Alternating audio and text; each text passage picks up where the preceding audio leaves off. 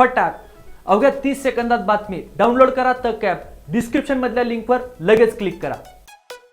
यानी वहां राज्यपाल संविधान के माध्यम से गए हैं महाराष्ट्र में, लेकिन दुर्भाग्य से राजभवन का दुरुपयोग आज तक आज के राज्यपाल ने जितना किया इसके पहले स्वतंत्र के बाद किसने भी राज्यपाल ने किया नहीं होगा। सभापति महोदय एक भाजपा का कार्यकर्ता के रूप से काम करता है, ये राज्यपाल का धंधा है, ये राज्यपाल का ड्यूटी है। मुझे ऐसा लगता है कि इस लोकसभा में राज्यपाल जी के कामकाज पे टिप्पणी करना ये उचित नहीं है, वो कामकाज से निकाला जाए। नहीं, मुझे मालूम है सभापति महोदय, महंगाई इतनी बढ़ी, उज्ज्वला गैस के दाम इतने बढ़े तो हमारे मंत्री जी को चूल्हा जलाकर तो रोटी बनानी पड़ी है इस बार। जब शिवसेना महाराष्ट्र में थी तो तब ये तालियां मार रहे थे जब ये उज्ज्वला गैस के माध्यम से उज्ज्वला दे रहे थे महाराष्ट्र में। अब बोलो, आप बोलो, बाद में बोलो, कुछ से बाह्य नहीं। सभापति महोदय, खास करके कोरोना के कार्यकाल के बाद इस देश में एक आरोग्य के संबंध में कई योजना लाई गई। डॉक्टर्स के बारे में ज़्यादा से ज़्यादा इस देश में डॉक्टर्स होनी चाहिए, हॉस्पिटल्स होनी चाहिए, सुपर स्पेशलिटी हॉस्पिटल होनी चाहिए, एम्स होनी चाहिए।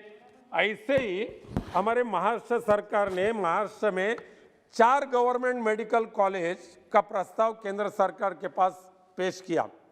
मैं इसके लिए बताना चाहता हूं कि खास करके कि सेंट्रल गवर्नमेंट के कई ब्यूरोक्रेट्स, कई अफसर जानबूझ के महाराष्ट्र सरकार को कैसे परेशानी निर्माण कर सकते हैं, ये मैं यहाँ बताना चाहता हूँ। गवर्नमेंट मेडिकल कॉलेज जहाँ पे प्रपोज किया जाते हैं तो साहजिक है कि आदरणीय प्रधानमंत्री नरेंद्र मोदी जी ने कहा कि हर जिले में एक तो गवर्नमेंट मेडिकल कॉलेज होना ही चाहिए। इसलिए महाराष्ट्र गवर्नमेंट ने इस वक्त कोरोना के बावजूद भी 4 गवर्नमेंट कॉलेज प्रपोज किया। मेरे क्षेत्र में सिंधुदुर्ग गवर्नमेंट कॉलेज प्रपोज किया। सभापति महोदय, मैं बताना चाहता हूँ आपके माध्यम से आदरणीय आरोग्य स्वास्थ्य मंत्री मनसुख जी मंडविया साहब से मैं धन्यवाद दूंगा, चाहे मनसुख मंडविया साहब को भी धन्यवाद दूंगा, उनके हेल्थ सेक्रेटरी राजेश भूषण, उनको भी मैं धन्यवाद दूंगा। उन्होंने एक अपनेपन से सिंधुदुर्ग के गवर्नमेंट मेडिकल कॉलेज को मंजूरी मिलने के लिए उन्होंने प्रयास किया। लेकिन इस दिल्ली में जो एनएमसी नाम की जो एक बॉडी है, उनके पास जो दूसरी उनके सब्सिडाइज्ड बॉडी एमएआरबी रहती है, जो मैनेजमेंट एंड रेटिंग बोर्ड का काम करते हैं। सभापति महोदय, मुझे दुख होता है बताने के लिए कि एनएमसी और एमएआरबी के जो लोग वहां बैठे हैं ना, एक खुद की बापजादी की संस्था समझकर वहां काम करते हैं। गवर्नमेंट मेडिकल कॉलेज होने के बावजूद भी एक government medical Sindhudurg government medical college का इंस्पेक्शन 6 बार हो चुका, 6 बार, और अलग अलग नया मुद्दा। फिजिकल जब इंस्पेक्शन हुआ, उन्होंने जो क्वेरीज क्लियर किया, उन्होंने क्वेरीज रेज किया, सारे के सारे क्वेरीज क्लियर कर दिया। दूसरी बार हुआ और कोई नए मुद्दा। 6 बार इंस्पेक्शन करने के बाद 6 नए अलग मुद्दे, और आखिर में जब मिनिस्टर साहब ने ऑर्डर किया कि चाहे तो फिजिकल विजिट करो या चाहे तो वीसी से इंस्पेक्शन फिर एक बार करो और स्पीकिंग ऑर्डर पास करो, उनकी यहाँ उनका ऑर्डर है सेंट्रल गवर्नमेंट के यानी जॉइंट डायरेक्टर की।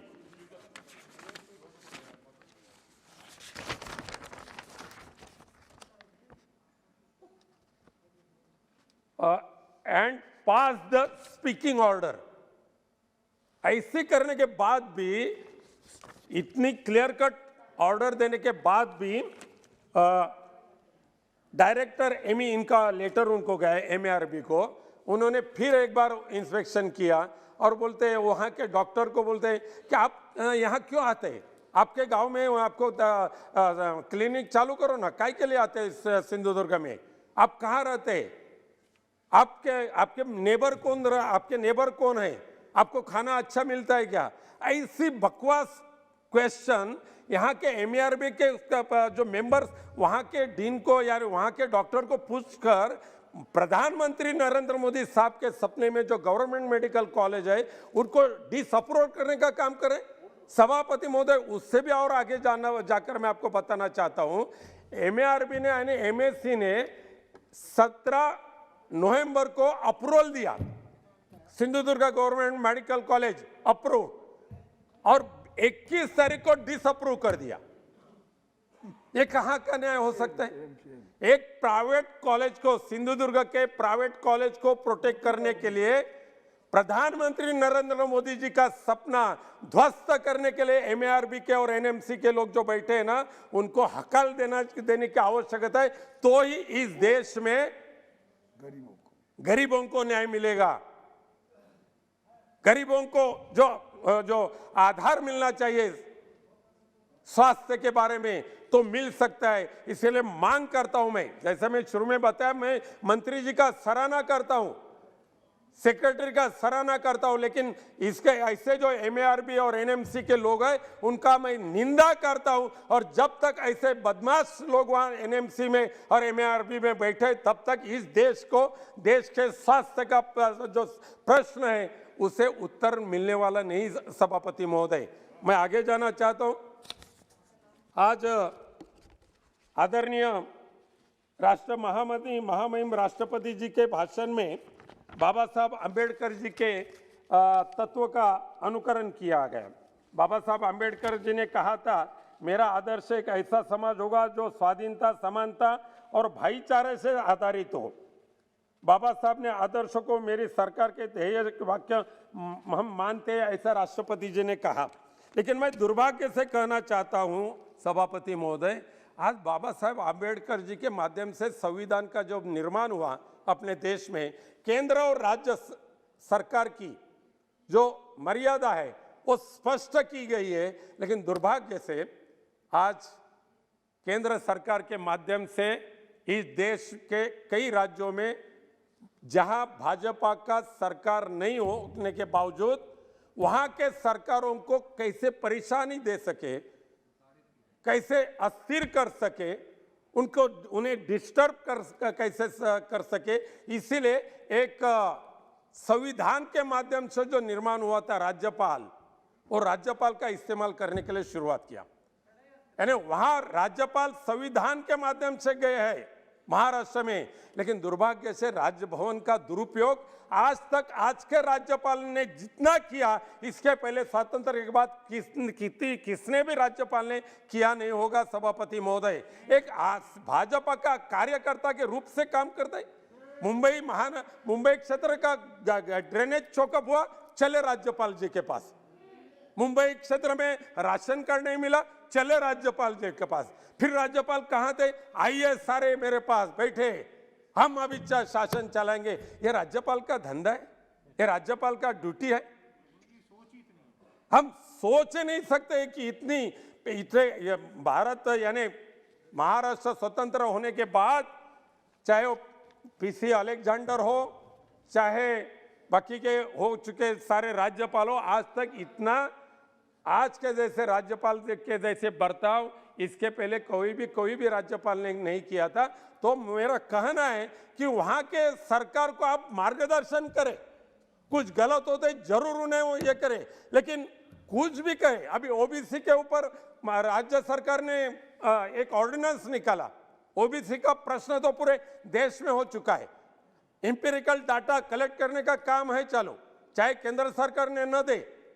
यहाँ पार्लियामेंट्री कमेटी में कहा हमारे पास जो भी इंपेरिकल डाटा है वो परिपूर्ण है, उसमें कुछ दोष नहीं है। लेकिन जब सुप्रीम कोर्ट ने एफिडेविट किया तो बोलते हमारे पास जो इंपेरिकल डाटा है वो सदोष है। चाहे ठीक है, सदोष होने दो, हम इकट्ठा करें। ओबीसी के रिजर्वेशन के लिए महाराष्ट्र गवर्नमेंट ने ऑर्डिनेंस निकालने के बाद आम आदमी का था, सामान्य कार्यकर्ता चुनाव लड़ने वाला था। नगर पालिका में सामान्य कार्यकर्ता चुनाव लड़ने वाले थे, पंचायत समिति और जिला परिषद ने।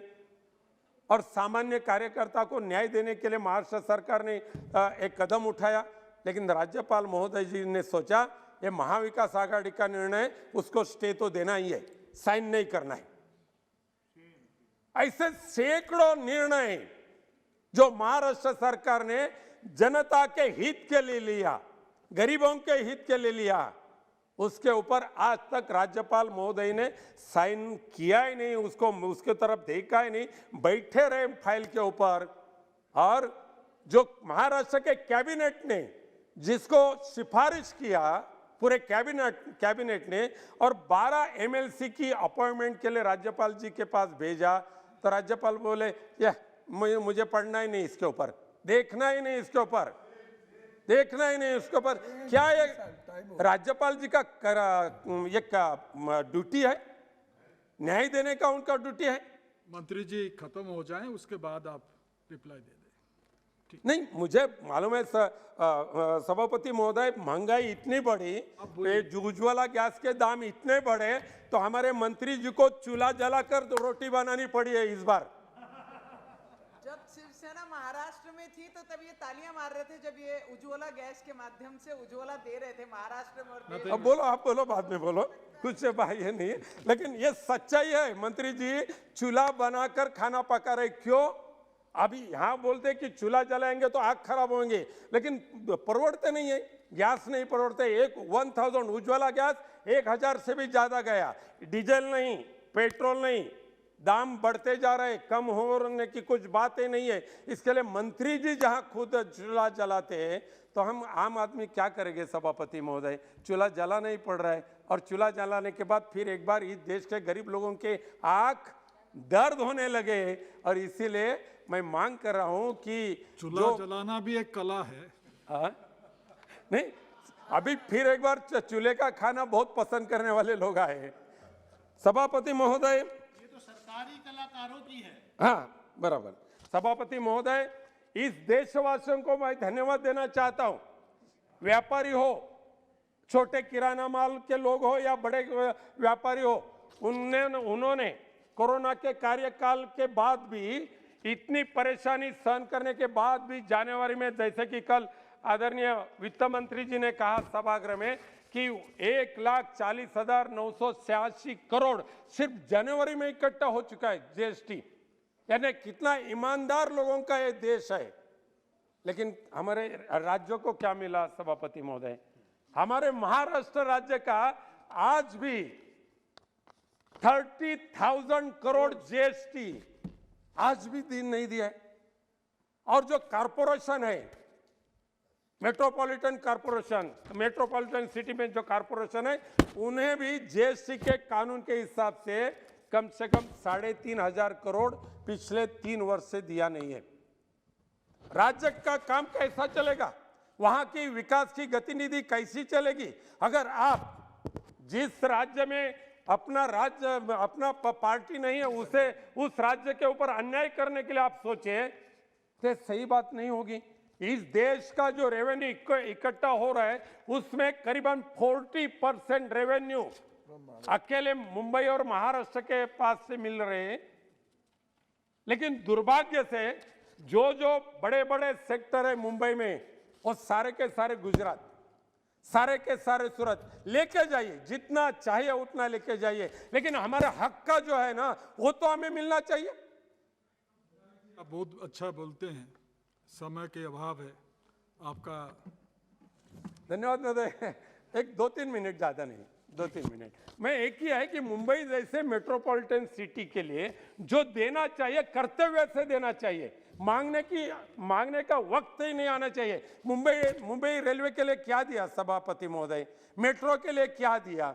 मुंबई के झुग्गी झोपड़पट्टी वासियों के डेवलपमेंट के लिए क्या दिया? एयरपोर्ट अथॉरिटी के जगह पे बसी हुई, रेलवे के जगह पे बसी हुई झुग्गी झोपड़ी, उनके डेवलपमेंट के लिए क्या गया? आप वहां से छीनने का काम कर रहे हैं, लेकिन देने का वक्त जब आता है तब ये कंजूसी क्यों करते हैं सभापति महोदय? केंद्र सरकार के माध्यम से मुझे समझ में नहीं रहते। न्याय किसके पास मांगेंगे? हमारा हक है न्याय आदरणीय प्रधानमंत्री जी के पास हम मांगेंगे, और प्रधानमंत्री जी का कर्तव्य है कि देश के सारे के सारे जो देशवासी है, देश के राज्य है, उन्हें न्याय दे। सबका साथ, सबका विकास, सबका प्रयास अगर सही तरीके से होना होगा तो सही न्याय देने का काम केंद्र सरकार के माध्यम से होना चाहिए। आखिर में सभापति महोदय, हमारे संत ज्ञानेश्वर ने गरीबों के कल्याण के लिए ईश्वर के पास प्रार्थना की, खुद के लिए कुछ नहीं किया, ईश्वर के पास प्रार्थना की और उन्हें मराठी में वो है, दुरितांचे तिमिरे जावो विश्व स्वधर्म सूर्ये पाहो, जो जे वांछिलो तो ते लाहो प्राणी जातो। यानी इस दुनिया पे जो जो इंसान है, जो जो गरीब हो चाहे अमीर हो, उन्हें जो जो चाहिए वो देने का आपका कर्तव्य है, वो हिसाब से न्याय करे। इतना ही बोलकर मैं आपका आभार व्यक्त करता हूं और मेरा भाषण समाप्त करता हूं। धन्यवाद। विठल जी के मंदिर तक एक बड़ा रास्ता भी बन रहा है। हाँ मंत्री जी। विनायक राउत जी मेरे बड़े अच्छे दोस्त थे, भाषण भी बहुत अच्छा करते, आपने भी अभी तारीफ किया। ये दोस्ती और बरकरार रखिए। 25-30 साल हम साथ में ही थे लेकिन राष्ट्रपति के अभिभाषण पे चर्चा चल रही है और उन्होंने आधा घंटा महामहिम राज्यपाल के कामकाज पर टिप्पणी की है। मुझे ऐसा लगता है कि इस लोकसभा में राज्यपाल जी के कामकाज पे टिप्पणी करना ये उचित नहीं है, वो कामकाज से निकाला जाए। क्वेश्चन इज दैट जो हमें संविधान ने अधिकार दिए हैं, क्या उन अधिकारों का पालन महामहिम राज्यपाल जी करते कि नहीं? अगर कानून ये जो बात नहीं कही ना उन्होंने, आप एक मिनट सर, एक आधा मिनट अरविंद जी, एक second let me complete that. The bill was pass by the इसके ऊपर हम चर्चा नहीं करेंगे अभी, ये सारे चीज हम देख लेंगे। थोड़ा क्लैरिटी देता हूं मैं। Parliamentary point of information etiquette के खिलाफ अगर हो सर, यू टेक इट जाएगा, क्योंकि हम कॉन्स्टिट्यूशनल बॉडी के खिलाफ कोई कमेंट इस हाउस में नहीं करने चाहिए और ये पार्लियामेंट्री एटिकेट के खिलाफ है।